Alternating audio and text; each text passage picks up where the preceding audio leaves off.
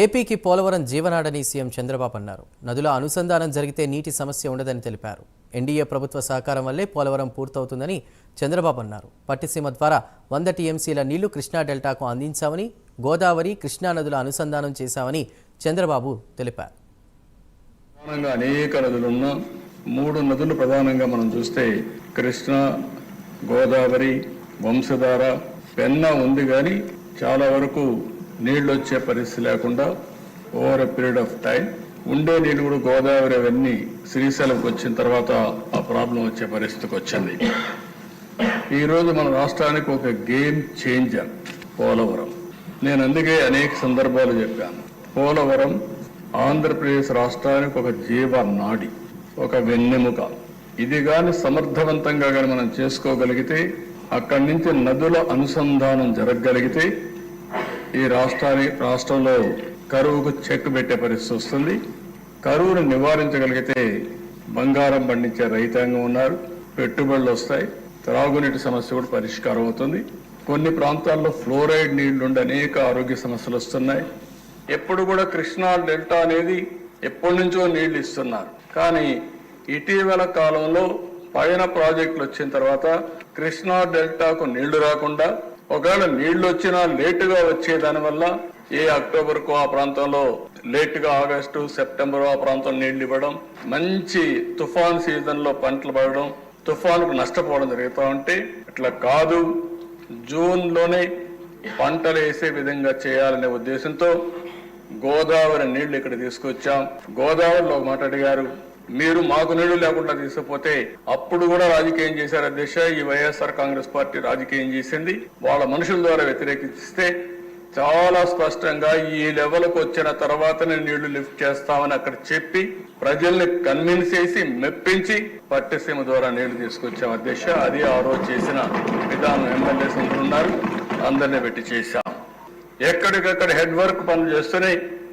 ఎగువన దిగువన కాఫర్ డ్యాములు పనులు ప్రారంభించాం. ప్రాజెక్టులో కీలకమైంది డయాఫామ్ వాల్. ఆనాటి ఇరిగేషన్ శాఖ మంత్రులు, పాపం నేను ఆ పేరు చెప్పడం నాకు ఇష్టం లేదు, కానీ డయాఫామ్ వాల్ ఎక్కడుందో కనపడలేదు అంటున్నాడు. అంటే అన్ని ప్రాజెక్టులు డయాఫామ్ వాల్ ఉంటుంది అంటాడు. అంటే సబ్జెక్ట్ తెలుసు, అందరికీ తెలియాలని లేదే దిశ, కానీ నేర్చుకోవాలనే ధ్యాస ఉండాలి. ఆ ధ్యాస లేకుండా పోవడం దౌర్భాగ్యం అని చెప్పి కూడా నేను మీకు తెలియజేస్తున్నా. ఎందుకంటే గోదావరిలో లూజ్ సాయిల్స్ ఉన్నాయి. ఆ లూజ్ సాయిల్స్ లో ఈ కాంక్రీట్ తో డయాఫామ్ వాల్ స్పెషల్ టెక్నాలజీది. అది రాకపోతే నీళ్లు కింద మొత్తం వెళ్ళిపోయే పరిస్థితి వస్తుంది. అందుకని అది కూడా మీరు చూస్తే 2 కిలోమీటర్ల పొడవు, 100 మీటర్ల లోతులో కొన్ని దిక్కల డయాఫామ్ వాల్ వెళ్ళింది. ఆ సాయిల్ని బట్టి ఇది జర్మన్ కంపెనీ బావర్ ఒకటే చేయగలుగుతుంది. ప్రపంచంలో 2-3 కంపెనీలు తప్ప ఎక్కడా లేవు. అలాంటి కంపెనీని రప్పించి 414 రోజుల్లో డయాఫామ్ వాల్ పూర్తి చేశామని చెప్పి మీకు అందరికీ తెలియజేస్తున్నా. ఇబ్బందులున్నా కూడా అధిగమించామని చేశాం. కడాన వీళ్ళ యొక్క అసమర్థత, అవగాహన రాహిత్యం, అవినీతి, కుట్రతో కూడినట్టే ఆలోచన విధానం వల్ల మొత్తం 5 ఏళ్లు మనం కష్టపడిందంతా కూడా సర్వనాశనం అయిపోయింది అధ్యక్ష. సిడబ్ల్యూ సెంట్రల్ వాటర్ కమిషన్ అంత మునుపు అధ్యక్ష పీపీఏ చాలా స్పష్టంగా చెప్పారు, మీరు తొందరపడుతున్నారు, రేపు ప్రాజెక్ట్ ని పనిచేస్తే ఏదైనా జరిగితే ఎవరిని బాధ్యులు చేయాలి? మొన్నటి వరకు పనిచేసిన ఓల్డ్ కాంట్రాక్టరా, ఇప్పుడు పనిచేసే న్యూ కాంట్రాక్టరా? ఓల్డ్ కాంట్రాక్టర్ అంటాడు నాకేం సంబంధం అని, న్యూ కాంట్రాక్టర్ అంటే నేను బాగానే చేశాను, పాత వాళ్ళు బాగా పనిచేయదంటారు. కాబట్టి సరైన నిర్ణయం కాదు, తొందరపాటు తగదు, ఆలోచించండి, పెండింగ్ పెట్టండి అంటే పీపీఏ కూడా చెప్పకుండా ఆ రోజు దిశ నిర్ణయం చేసి రాటిఫికేషన్కి పీపీఏ పంపించారు. అది ఇదే హౌస్ లో మేము చూసాం. పర్సెంటా ఆ పర్సెంటా తొందర ఎందుకు అని అవగాహన చేస్తాడు, అవహేళన చేస్తాడు. అవగాహన రాహిత్యంతో అవహేళన ఇక్కడే చూశా. ఆయన పోయాడు, ఇంకొక ఆయన వచ్చాడు. ఆయనకు టీఎంసీకి క్యూసెక్స్కి తేడా తెలియదు. ఆయన ఒక మంత్రి, నేర్చుకోవాలని ధ్యాస లేదు. సరే అవన్నీ నేను మాట్లాడకూడదు, మా సభ్యులు అయితే మాట్లాడుతున్నారు కానీ అవన్నీ నేను మాట్లాడకూడదు. నాకు సభ్యత ఉంది, మీరు కూడా అవసరం లేదు. ఇక్కడ ఈ హౌస్లో ఉందాతనాన్ని పాటిద్దాం, అక్కడి నుంచి చేస్తారు. కడాన దిశ 16,493 కోట్ల రూపాయలు రోజు ఖర్చు పెడితే వీళ్ళు వచ్చిన తర్వాత 4,900 కోట్లు ఖర్చు పెట్టారు. పోలవరం పూర్తయి ఉంటే దిశ 194 టీఎంసీ నీళ్లు మనం పొదుపు చేసుకునేవాళ్ళం. 41.25 కేబినెట్ ఫైనలైజ్ చేసింది కాబట్టి ముందు ప్రాజెక్టు కడుతూనే ఫేజ్ 2 కూడా కన్ను పూర్తి హైట్ వచ్చి 45.72. తెలుగుదేశం పార్టీ చాలా స్పష్టంగా ఉన్నాం, ఎన్డీఏ కూడా చాలా స్పష్టంగా ఉన్నాం, కేంద్రం కూడా చాలా స్పష్టంగా ఉంది. 45.72 మీటర్లు ఎత్తుకు కేంద్రం కట్టుబడి ఉంది, మేము కూడా కట్టుబడి ఉన్నామని చెప్పి కూడా నేను మీకు తెలియజేస్తున్నా. దీంట్లో కావాలని ప్రతిరోజు మాట్లాడుతున్నారు. యాక్ట్లో చాలా స్పష్టంగా ఉంది.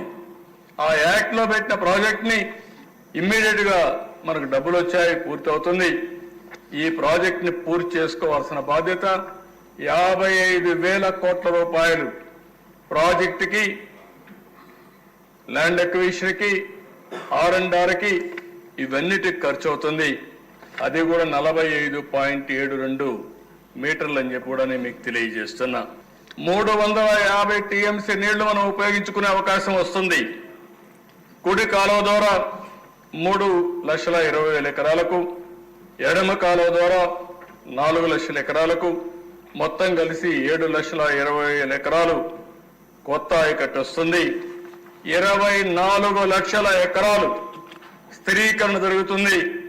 80 టీఎంసీఎఫ్ నీళ్ళని గోదావరి నుంచి కృష్ణాకు తరలించే అవకాశం వస్తుంది.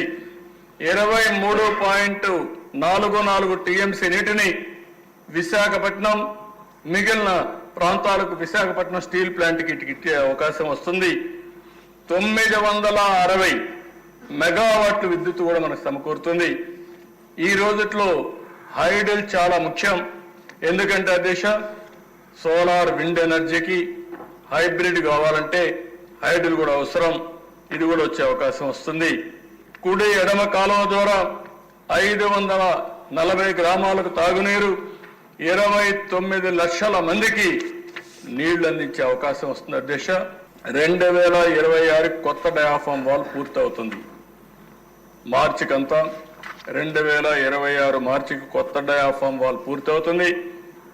ఈసీఆర్ఎఫ్ డ్యామ్ గ్యాప్ 1 ఫిబ్రవరి 2026 పూర్తవుతుంది. ఈసీఆర్ఎఫ్ డ్యామ్ 2 గ్యాప్ డిసెంబర్ 27 పూర్తవుతుంది.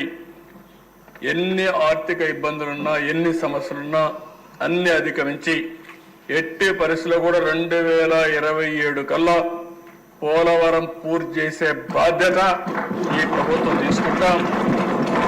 అటు ఇటు కాదన్నా జూన్ కాకపోతే ఇంకో 2-3 నెలల్లో ఎట్టి పరిస్థితుల్లో మీరందరూ గర్వంగా ప్రజల దగ్గరికి పోయి చెప్పుకునే విధంగా ఈ ప్రాజెక్ట్ పూర్తి చేసే బాధ్యత ఈ ప్రభుత్వం తీసుకుంటుందని చెప్పి కూడా నేను మీకు తెలియజేస్తున్నా.